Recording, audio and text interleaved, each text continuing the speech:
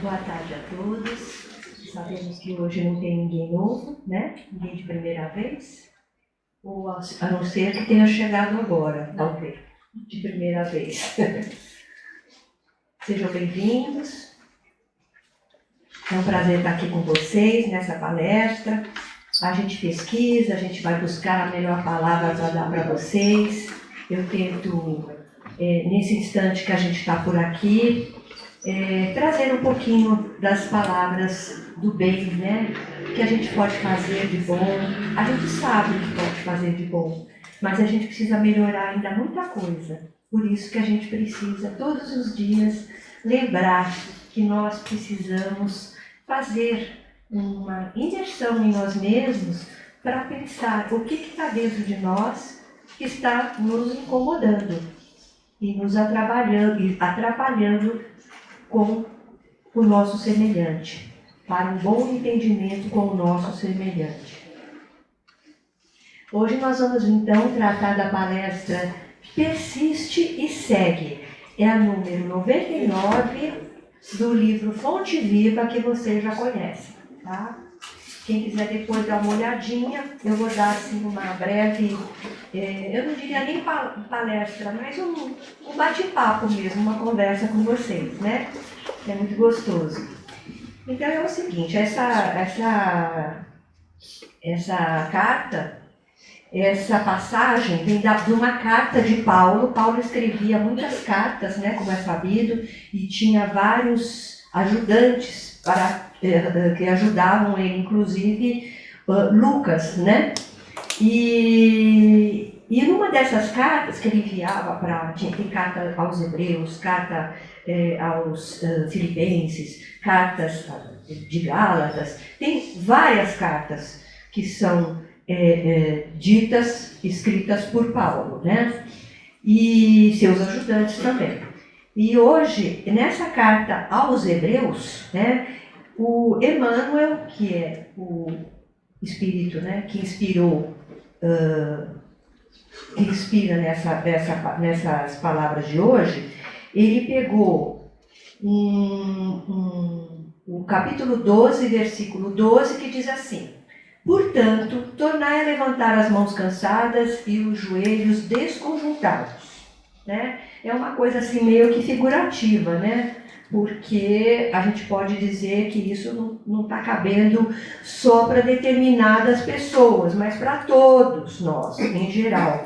Naquele tempo as coisas eram ditas mais em relação à natureza, ao trabalho no campo, às chuvas, às tempestades, às colheitas, né? Mas hoje nós podemos trazer isso para o nosso dia a dia, né? Nós temos que levantar das nossas quedas, das nossas fragilidades, não podemos nos deixar abater, principalmente quando a gente encontra o nosso primeiro obstáculo, né?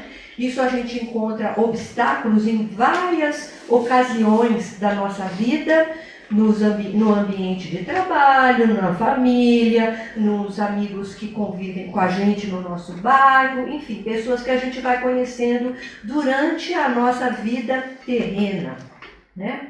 Então, Paulo escreveu essa carta, voltando só para explicar por que ele escreveu essa carta aos Hebreus, né? Porque o povo hebreu, como todos os outros, né, eram muito indisciplinados, né? E às vezes até permitiam-se um certo comportamento fora do adequado nas reuniões que ele fazia. Tanto os hebreus, os gentios, todos aqueles que iam ouvir a palavra de Paulo, eles tinham muito interesse em ouvir a palavra de Paulo, porque eles queriam saber o que Jesus trouxe para nós, né? Quais são esses ensinamentos que eram falados de Jesus, né? Porque Paulo não conheceu Jesus fisicamente.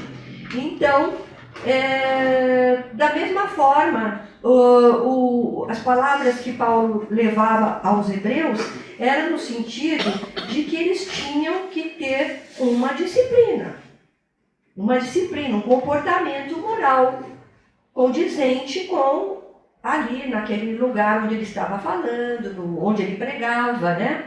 E levar essa palavra boa, essa palavra de paz, de justiça e de amor para as outras pessoas com quem eles circulavam na vida deles, né? Então, nós temos que pensar assim, qual é o sentido, qual é a nossa missão maior? Alguém sabe qual é a nossa missão maior na vida terrena hoje? Qual é a nossa missão? Por que a gente está aqui? O que nós estamos fazendo aqui? Onde é que nós queremos chegar, né? Então, o nosso objetivo maior, a nossa missão maior é a evolução, né? Então, tendo isso em mente, esse objetivo, a evolução, é uma meta, chegar à nossa evolução moral, certo?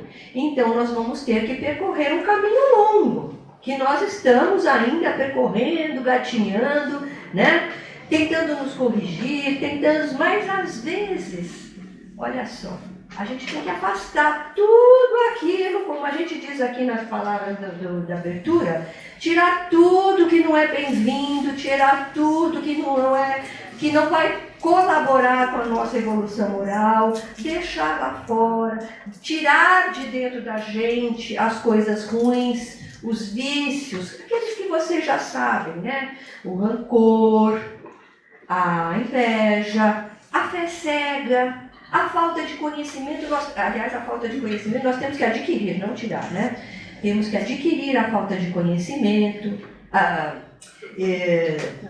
O que mais que a gente pode lembrar agora? Enfim, tem certos tipos de comportamento que nós devemos ignorar e pensar em melhorar as nossas atitudes, né? Bom, então, a carta de Paulo era educativa nesse sentido. E ele sabia que era muito sacrificante, muito difícil conseguir aquilo daquele pessoal todo. Não é? Era muito difícil. As brigas eram constantes, o bate-boca, um querendo dizer a verdade, o outro querendo saber mais que a verdade, qual era a verdade, enfim. Era um ambiente bem turbulento. E aí, quando a gente se vê diante de uma coisa muito séria, né, no nosso caminho, porque a gente faz planos, né? A gente quer planejar, vamos planejar, não, porque esse mês eu vou fazer isso, depois eu vou fazer aquilo, isso trazendo para o mundo de hoje, né? Eu vou fazer isso no meu trabalho, vou fazer um projeto, eu acho que vai dar tudo certo, então tá tudo bem. Mas acontece um imprevisto grande naquela obra, naquele projeto, uma falta de financeira para concluir o projeto, uma coisa que afaste aquele momento bom e se transforme dentro da gente um desânimo, assim, uma frustração de não poder fazer nada, uma impotência, né, de não poder fazer nada, e aquilo que acontece com a gente, até assim com coisas graves, como o falecimento de alguém, né? E aí a gente tem que enfrentar uma coisa muito pior até. Então a gente pensa, o que eu vou fazer agora? E aquilo te deixa no chão. Você não consegue ir para frente, você estaciona. Você fica depressivo, você se deixa bater, você não consegue conversar com o seu irmão, porque você está rancoroso, ou está triste. Então, a gente tem que pensar que o nosso irmão também tem as coisas dele, também quer melhorar. Todos estamos no mesmo barco. Não é só a gente. Isso seria egoísmo, né? Outro vício que a gente tem. Pensar que só a gente tem problema e que o outro tem que estar lá, a ouvir e aceitar os nossos problemas. Mas aí que vem o nosso comportamento, a nossa atitude. Fazer pontes com o nosso semelhante, né? Construir pontes, ter um relacionamento saudável com as pessoas que estão à nossa volta. Porque se a gente não fizer isso, a gente vai estacionar, seja por melancolia, por frustração, por não fazer nada, por omissão, e a gente pode levar isso para o nosso perispírito, que fica arquivado esse problema e que vai nos impedir nas nossas novas encarnações, vão voltar, né? Vão ser reflexos nas nossas novas encarnações. E isso pode deixar abalar um pouco o nosso, o nosso comportamento que a gente quer mudar, né? Porque a gente vem trazendo coisas negativas e nós vamos ter mais uma coisa negativa para tirar, né? Então temos que fazer uma imersão em nós mesmos, perceber, fazendo uma transformação interior. Tivemos uma aula, né, agora nas férias, uma palestra sobre a reforma íntima. Não sei se todo mundo teve oportunidade de ouvir, mas a transformação interior ou a reforma íntima é a mesma coisa. O objetivo é tirar aquilo de dentro de nós que está nos atrapalhando para que a gente possa seguir em frente. Seguir em frente, mas como? Assim só? Vamos que vamos? Não! A gente tem que também pensar que a gente tem que ter leituras edificantes, ver programas bacanas, tentar melhorar o nosso espírito, abrir as nossas cabeças, né? Não ficarmos aprisionados. Orar não é ficar lá feito um papagaio rezando, repetidas vezes, não! Vamos rezar, assim no sentido de conversar com Jesus, como nosso Pai, quando a gente consegue conversar assim, frente a frente, tete a tete, né? Abrindo o nosso coração, porque o Pai quer que a gente se corrija, não é? Ele quer o nosso bem. E, pelo menos, com raras exceções, né? Nós temos um Pai, o nosso Pai biológico, o nosso Pai que nos cuida, que nos criou, a gente tem certeza que ele quer o nosso bem. E por isso ele às vezes nos repreende, corrige, e às vezes nem sempre é muito bom pra gente. A gente não gosta, a gente fica bravo, a gente não quer saber. E às vezes parte por outro, não segue o caminho que nos foi dito, o conselho, talvez, vá por outro caminho. O problema não é o caminho que a gente vai. O problema, quer dizer, o problema é que a gente tem que fazer alguma coisa, porque se a gente se omitir, é como se a gente não existisse. A gente se anula, né? Então, o Pai que chega, que quer, Deus quer a mesma coisa, que é o nosso bem. E Ele vai estar sempre conosco nessa luta toda que a gente tem para enfrentar. Ele é nosso amigo, está sempre conosco. Então, vamos persistir, tornar a levantar as mãos cansadas e os joelhos desconjuntados e nos abrirmos para uma atitude mais inteligente, melhor, do bem, né? Então, assim, por exemplo, temos que ser fortes e corajosos, realmente, porque isso não é fácil. Não é para qualquer um, não. Mas para tudo existe uma solução, acredite. No Livro dos Espíritos, lição 119, diz assim: se Deus não tivesse dado provas aos espíritos, não haveria mérito e felicidade da gente conseguir chegar ao mundo, à felicidade plena, nos espíritos puros, certo? Porque a gente tem que evoluir para mudar, né, a nossa etapa. Nós estamos no mundo de provas e expiação, vamos passar por várias etapas e até conseguirmos chegar lá, né? Então, esse caminho todo, vocês imaginam quanto que a gente tem que aprender. Então, isso tudo que acontece com a gente não é uma coisa ruim, é aprendizagem. Essa é a carta de Paulo. Temos que seguir, temos que levantar do chão, temos que ser fortes, corajosos e seguir na nossa jornada. Então, vamos ouvir a nossa consciência e, através da compreensão do que se passa dentro da gente, vamos tentar mudar, né, as nossas atitudes. Então, eu lembro assim, que quando a gente faz essa imersão em nós mesmos, né, através da compreensão e do que a gente precisa retirar de nós, os nossos vícios, é dito assim, que quando o homem compreende que ele sente raiva, a raiva some. Né? Então, tudo que é ruim some. Quando a gente sabe o que a gente está fazendo, que a gente está mudando. Porque essa é a atitude melhor, mudança, né? Bom, então, como tem aqui no livrinho, quando eu estava procurando pesquisando sobre o assunto, aí eu abri o livrinho, né, coisa que a gente gosta de fazer, e veio esse livro de sabedoria do Mário Sérgio Cortella. E eu achei muito propício para falar aqui para vocês, porque é até um exemplo assim banal, mas às vezes para vocês entenderem, bem simples, né?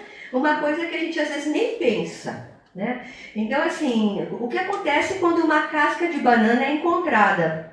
Quando a gente encontra uma casca de banana no chão, ou na rua, ou na esquina, ou na calçada, enfim. O que a gente faz? A pessoa que jogou a casca de banana, ela teve uma atitude correta? Não, ela foi negligente. Por quê? Ela não pensou que aquela casca de banana pudesse alguém, né, pisar na casca e cair seriamente. Então, ela é uma pessoa negligente. Se com o coletivo, né? Com pessoas que ela nem conhece, porque a casca está na rua. Agora, aquele que encontra a casca de banana e também não faz nada, passa reto, olha a casca e vai embora. O que ele fez? Ele se omitiu, ele ficou na dele. Ai, que bom que eu não pisei na casca, e continuou o caminho dele, né? Agora, a pessoa mais atenciosa podia até pegar a casca de banana, né, pensando no outro e jogar no lixo. Então, o que demonstra o maior cuidado, o maior caráter e o que está preocupado com o irmão, com o semelhante, é o terceiro comportamento que retira a casca do chão. Nós vamos pensar quantas cascas a gente encontra pela vida e que a gente não faz nada. Sim, assim, porque não percebe. Às vezes está na cara ali, né? A coisa está na cara da gente e a gente não percebe. Então é nesse sentido que eu falo, vamos ver o nosso semelhante como nós mesmos, né? Vamos tratá-los como nós mesmos. Se ele está triste, está doente, vamos dar um ombro para ele, vamos fazer essas pontes, tá bom, gente? Então, nessa mensagem, eu digo que a luta da gente, né, esse dia a dia, é a meta, mas o nosso fim é a nossa evolução moral. É o que diz a nossa lição aqui do Fonte Viva. O maior fracasso da vida não é a escolher o errado, que eu digo, né? É passar a vida sem existir. Isso está no livro da Irmance, no Escutando os Sentimentos, que é uma dica bem bacana para dar para vocês, que é muito bom esse livro. Para quem ainda não leu, fica a dica aqui. É um livro que tem um conteúdo bacana. Tá bom, gente? Muito obrigada pela atenção. Eu espero que vocês tenham uma boa tarde. Se encontrarem alguma casca de banana, alguma coisa por aí, lembra da nossa liçãozinha de hoje, tá bom, gente? E vamos seguir e persistir no nosso caminho, que vai dar tudo certo. Obrigada.